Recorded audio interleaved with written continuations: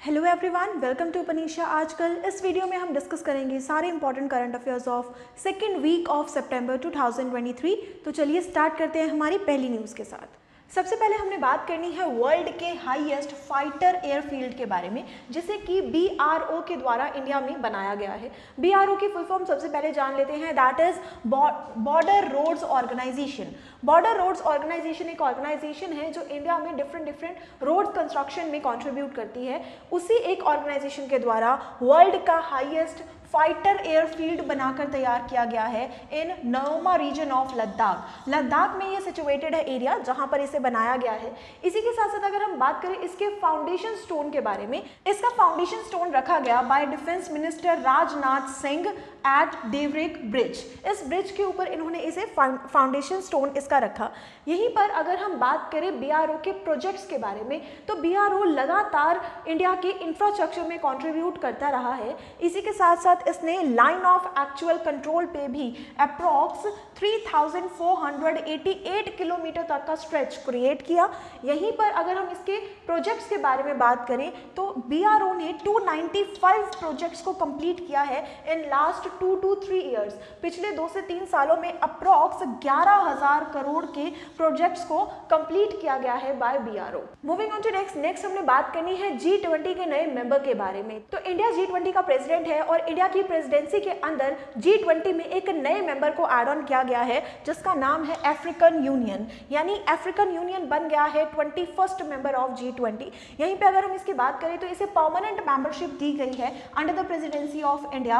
African union है क्या, तो नाम से क्लियर हो रहा है, इट इज यूनियन यानी इसमें बहुत सारी स्टेट्स को एक साथ कंबाइन किया गया है। तो अफ्रीकन यूनियन में अप्रॉक्स 55 मेंबर स्टेट्स को ऐड ऑन किया गया है ऑफ अफ्रीका, जो एक साथ अफ्रीका कॉन्टिनेंट को रिप्रेजेंट करने वाली हैं। यहीं अगर हम बात करें G20 के बारे में, तो G20 को एस्टैब्लिश किया था इन ईयर 1999 और G20 के जितने मेंबर कंट्रीज हैं 20 जो अभी इस टाइम के प्रेजेंट मेंबर्स हैं, वो सारी कंट्रीज मिलकर वर्ल्ड GDP का 85% कंट्रीब्यूट करती हैं। यानी पूरे वर्ल्ड की जितनी GDP है उसका 85% G20 कंट्रीज के द्वारा ही कंट्रीब्यूट किया जाता है। इतना ही नहीं, वर्ल्ड के जो ग्लोबल ट्रेड है उसका 75% भी G20 कंट्रीज के द्वारा ही होल्ड किया जाता है। क्योंकि इंडिया इसका प्रेसिडेंट है तो G20 के सारे इंपॉर्टेंट फैक्ट्स हमारे लिए जरूरी हो जाते हैं। तो G20 के 20 मेंबर्स कौन कौन से हैं ये भी हमें पता होना चाहिए। इसके members USA, China, UK, India, Indonesia,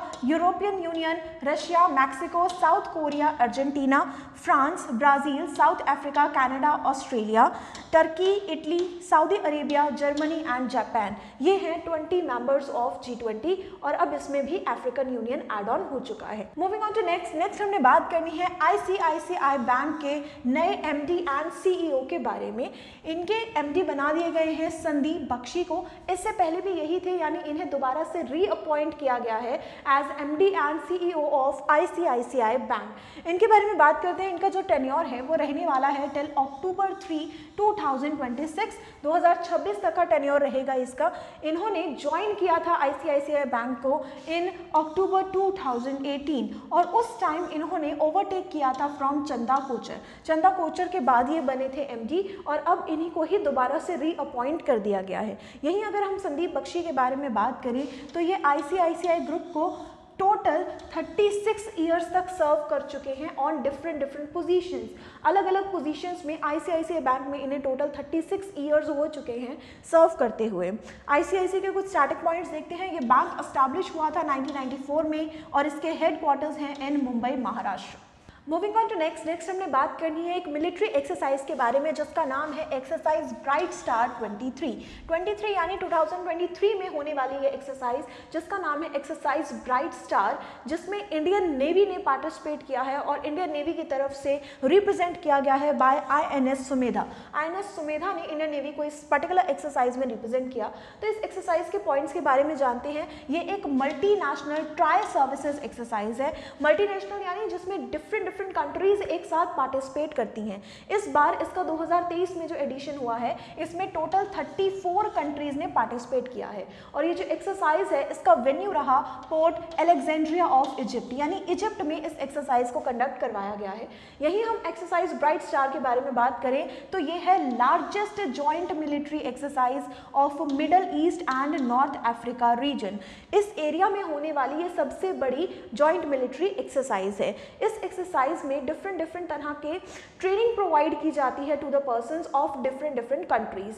इसके बारे में हम बात करेंगे, जो एक्सरसाइज है इसे 2 फेजेस में कंडक्ट करवाया जाता है, harbour phase and sea phase. दोनों ही फेजेस जो है वो होकर डन हो चुके हैं।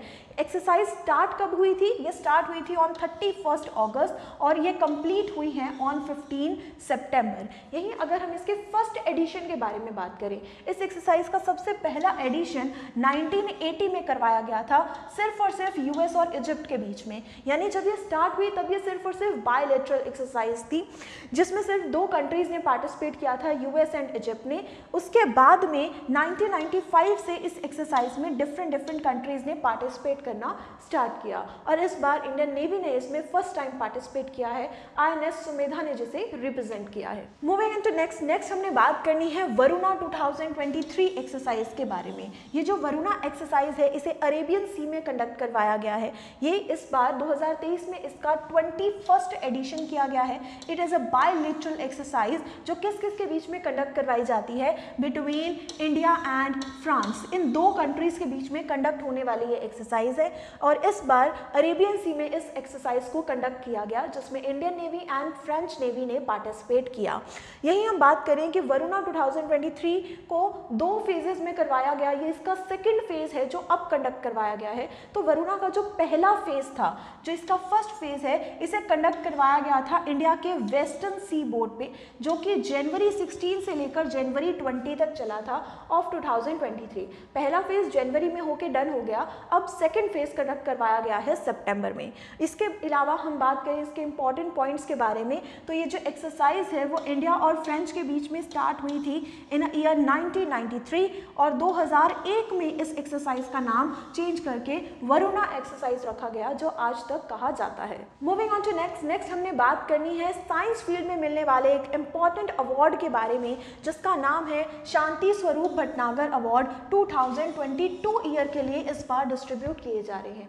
ये जो अवार्ड है वो डिस्ट्रीब्यूट करता कौन है? तो इसे डिस्ट्रीब्यूट किया जाता है by president of India. India का प्रेसिडेंट जो है वो इसे डिस्ट्रीब्यूट करता है। ये जो अवार्ड है इस बार 2022 के लिए 12 साइंटिस्ट को दिया गया। 2 साल के बाद इस अवार्ड को दिया जाता है, यानी 2 ईयर्स के गैप के बाद ये अवार्ड्स डिफरेंट साइंटिस्ट को दिया जाता है। कितनी कैटेगरीज में ये अवार्ड मिलता है? तो ये मिलता है इन 7 साइंटिफिक कैटेगरीज जो कि है physics, biology, engineering, mathematics, medicine, chemistry and earth sciences. तो ये वो 7 फील्ड्स हैं जिसमें डिफरेंट साइंटिस्ट के कंट्रीब्यूशन को नजर रखते हुए उनको अवार्ड से सम्मानित किया जाता है। इस बार 12 साइंटिस्ट को ये अवार्ड मिला है। ये जो अवार्ड है वो दिया जाता है CSIR के द्वारा। CSIR that is council of scientific and industrial research. और इसी CSIR के जो पहले डायरेक्टर बने थे जिनका नाम था शांति स्वरूप भटनागर, उन्हीं के नाम पर ही इस अवार्ड का नाम भी रखा गया है। यानी शांति स्वरूप CSIR के पहले डायरेक्टर रह चुके थे। इसके बाद अभी इस टाइम के जो प्रेजेंट डायरेक्टर जनरल हैं जिनका नाम है डॉक्टर S कैलाइसेल्वी, इनके द्वारा इस बार इन अवार्ड्स की लिस्ट जो है वो जारी की गई है। इसी अवार्ड डिस्ट्रीब्यूशन सेरेमनी के दौरान इंडिया के साइंस एंड टेक्नोलॉजी के minister that is union minister of science and technology जिनका नाम है डॉक्टर जितेंद्र सिंह, उन्होंने एक प्रोग्राम भी लॉन्च किया है जिसका नाम है 1 वीक 1 लैब। इस प्रोग्राम को भी लॉन्च किया गया। इसी के साथ साथ 2 बुक्स को भी लॉन्च किया गया on the same occasion. Moving on to next हमने बात करनी है वर्ल्ड की बेस्ट कंट्रीज रिपोर्ट 2023 के बारे में। पूरे वर्ल्ड में जो बेस्ट कंट्री है इस लिस्ट में पहला पोजीशन एक्वायर की है स्विट्जरलैंड ने। स्विट्जरलैंड लगातार काफ़ी लंबे समय से वर्ल्ड की बेस्ट कंट्री के रूप में सामने रहा है। 2023 की इस रैंकिंग में भी स्विट्जरलैंड का नाम टॉप पर है।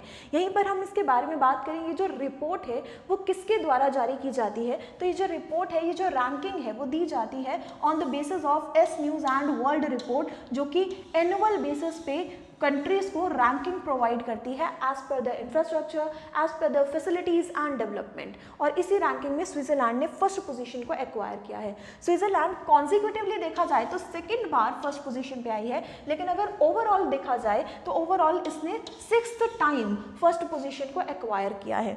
यही अगर हम बाकी पोजीशंस की बात करें तो कनाडा रहा सेकेंड नंबर पे, थर्ड नंबर पे स्वीडन, फोर्थ नंबर पे ऑस्ट्रेलिया एंड फिफ्थ नंबर पे यूएस। यूएस जो है वो पिछले साल फोर्थ नंबर पे था, अब इसकी पोजीशन शिफ्ट होके फिफ्थ नंबर पे आ गई है। यही हम बात करें ये जो रैंकिंग है वो किसके सजेशंस पे डिसाइड की जाती है, तो ये एक ग्लोबल मार्केटिंग कम्युनिकेशन कंपनी है जिसका नाम है WPP एंड वॉटन स्कूल्स। इन दोनों के बेसिस पे ये रैंकिंग निकाली जाती है। मूविंग ऑन टू नेक्स्ट हमने बात करनी है SAAF अंडर 16 चैंपियनशिप के बारे में। SAAF के बारे में सबसे पहले जानते हैं कि इसकी फुल फॉर्म क्या है। ये है साउथ एशियन फुटबॉल फेडरेशन, और इस फुटबॉल के अंडर 16 टूर्नामेंट में इंडिया ने फर्स्ट पोजीशन को हासिल किया है after defeating the team of Bangladesh. Bangladesh को हराते हुए इंडिया ने क्राउन किया है as a champions of SAAF under 16 finals. यहीं पे अगर हम बात करें तो इसका जो फाइनल मैच है उसे 10 सितंबर को खेला गया था इन चामलिंगथांग स्टेडियम ऑफ थिम्पू, भूटान में इसे होस्ट किया गया था, और इस पर्टिकुलर मैच के दौरान इंडिया ने 2-0 के स्कोर के साथ बांग्लादेश को हराते हुए चैंपियंस का टाइटल अपने नाम किया। यही हम बात करें इस पूरे टूर्नामेंट में बेस्ट गोलकीपर का जो टाइटल है वो किसे दिया गया, बेस्ट गोलकीपर बने हैं सूरज सिंह, और यहीं पे most valuable player and highest scorer जो बने हैं जिनका नाम है मोहम्मद अरबश। तो ये दो इंपॉर्टेंट प्लेयर्स हैं of this particular tournament. Moving on to next हमने बात करनी है बहुत ही फेमस पर्सनालिटी जिसका नाम है नोवाक जोकोविक, जो कि बन गए हैं US ओपन के चैंपियन, और इन्होंने 24th टाइम ये ग्रैंड स्लैम अपने नाम किया है। 24th ग्रैंड स्लैम लेने वाले US ओपन के जो विनर रहे जिनका नाम है नोवाक जोकोविक। इनके बारे में बात करते हैं तो इन्होंने US ओपन के मेंस सिंगल के फाइनल में चैंपियन की ट्रॉफी अपने नाम की। यहीं पर इन्होंने इस फाइनल्स में हराया है रशिया के डैनियल मेडवेडेव को। यहीं पर अगर हम विमेन सिंगल्स की कैटेगरी की बात करें तो इस कैटेगरी में पहली बार कोको गॉफ बनी है चैंपियन, जो कि USA से बिलोंग करती हैं, और इस टाइटल को अपने नाम करने के बाद ये बन गई है youngest American to get the title of grand slam. सही पे, और इसी के साथ साथ ये इनका पहला टाइटल है, पहली बार इन्होंने ग्रैंड स्लैम अपने नाम किया है।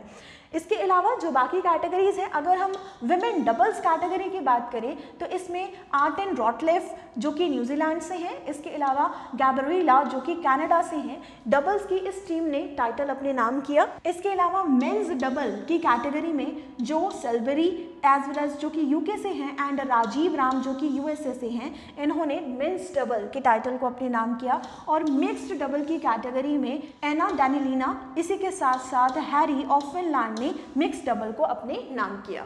मूविंग ऑन टू नेक्स्ट हमने एक और इम्पॉर्टेंट टूर्नामेंट के बारे में बात करनी है जो कि है basketball world cup. Basketball world cup में पहली बार जर्मनी ने ये टाइटल अपने नाम किया है after defeating the team of Serbia. Serbia की टीम को हराते हुए जर्मनी ने ये टाइटल अपने नाम कर लिया है। ये जो पर्टिकुलर टूर्नामेंट है इसमें पहली बार first ever time men's Germany team ने ये टाइटल अपने नाम किया है। यहाँ पर इन्होंने हराया है सर्बिया की टीम को, और इसका जो वेन्यू रहा दैट इज मनीला। इस बार 16th एडिशन खेला गया इसका इन ईयर 2023। ये जो पूरा का पूरा टूर्नामेंट है इसे होस्ट किया गया था बाय 3 डिफरेंट कंट्रीज, जिसमें नाम है of Philippines, Indonesia and Japan. इन तीनों कंट्रीज के द्वारा मिलकर इस पूरे टूर्नामेंट को होस्ट किया गया था। अगर इसके साथ साथ हम पुराने वाले चैंपियंस की बात करें, यानी 2022 में ये जो टाइटल है ये कनाडा की टीम ने अपने नाम लिया था, और कनाडा का भी वो फर्स्ट टाइटल था, यानी पहली बार कनाडा ने 2022 में बास्केटबॉल वर्ल्ड कप को अपने नाम किया, और इस बार जर्मनी ने फर्स्ट टाइम ये टाइटल अपने नेम किया है। यहीं पर अगर हम बात करें फीबा के बारे में दैट इज FIBA, तो FIBA की फुल फॉर्म होती है it is international basketball federation, जिसे कि एस्टैब्लिश किया गया था इन 1932। मूविंग ऑन टू नेक्स्ट हमने बात करनी है विराट कोहली के बारे में, जो कि बन गए हैं fastest player to reach 13,000 in ODI runs. One day international cricket matches में 13,000 के टारगेट को पूरा करने वाले फास्टेस्ट प्लेयर बन गए हैं Virat Kohli.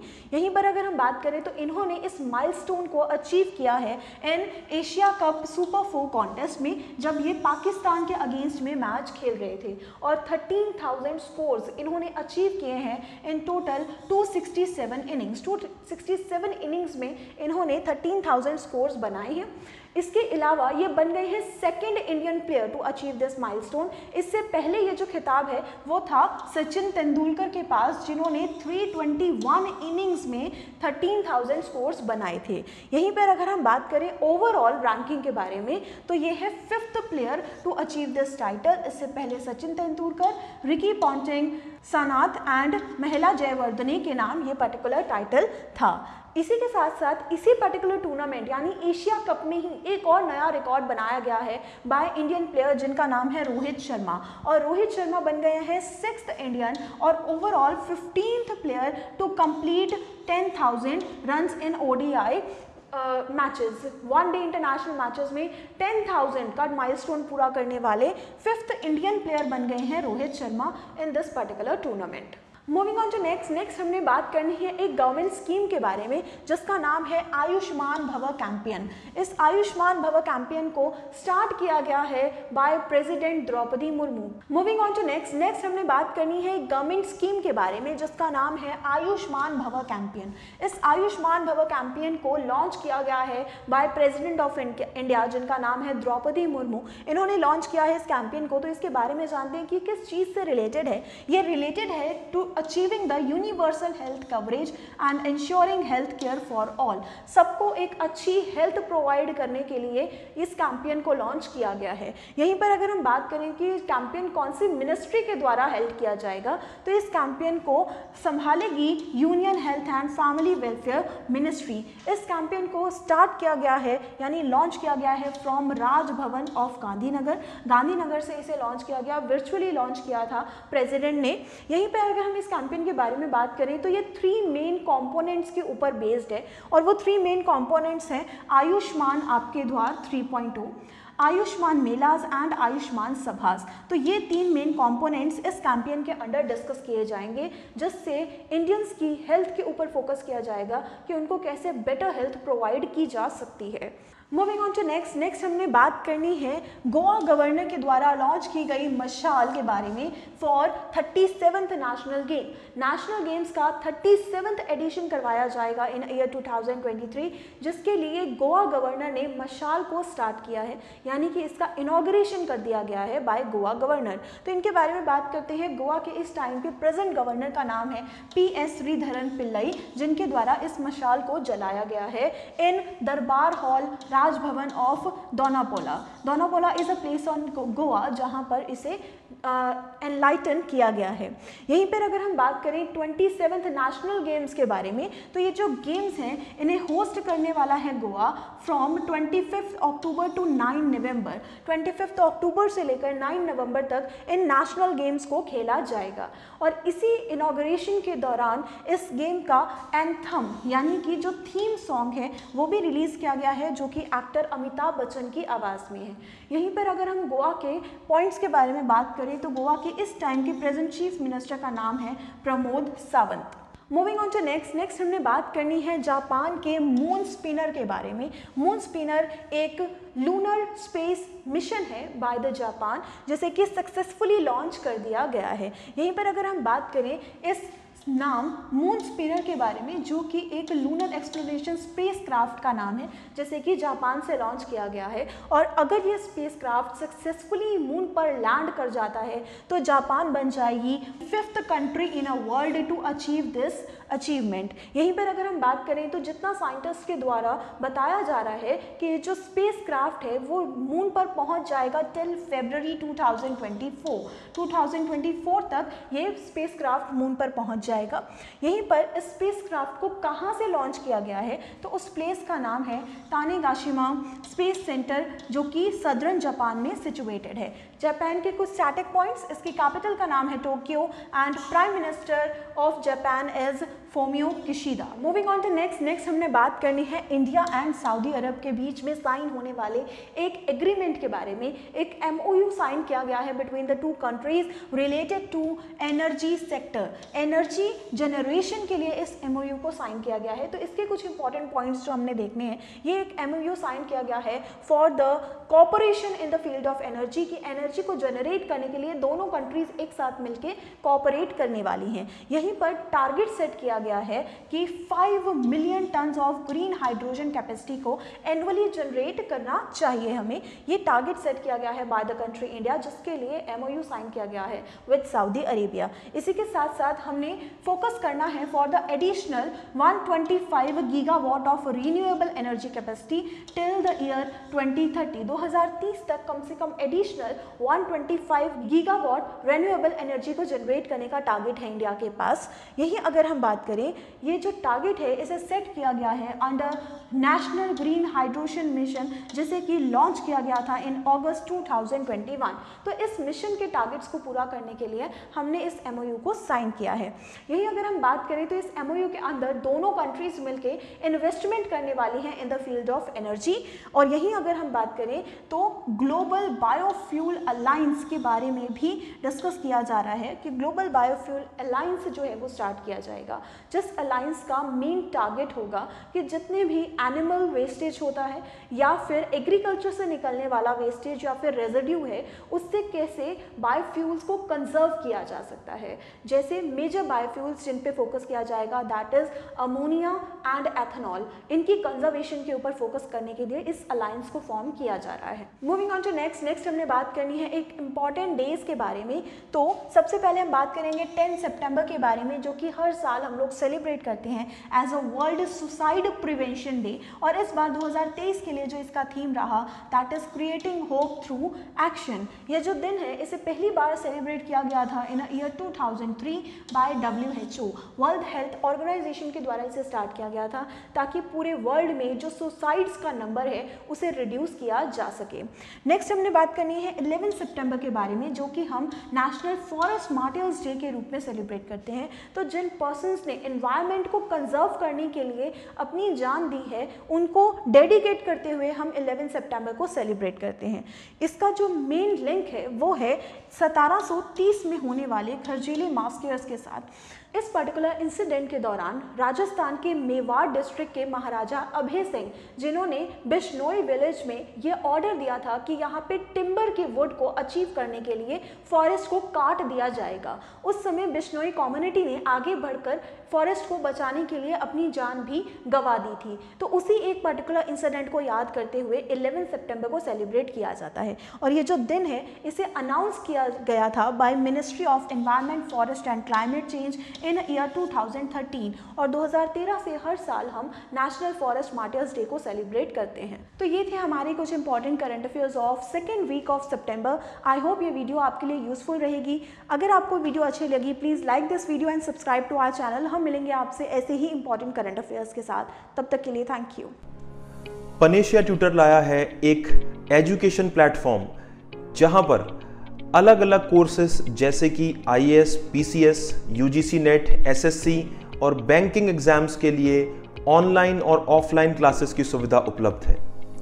Comprehensive coverage of all the subjects through quality video lectures है। एप्टीट्यूड का topic that is blood relation, uncles only daughter.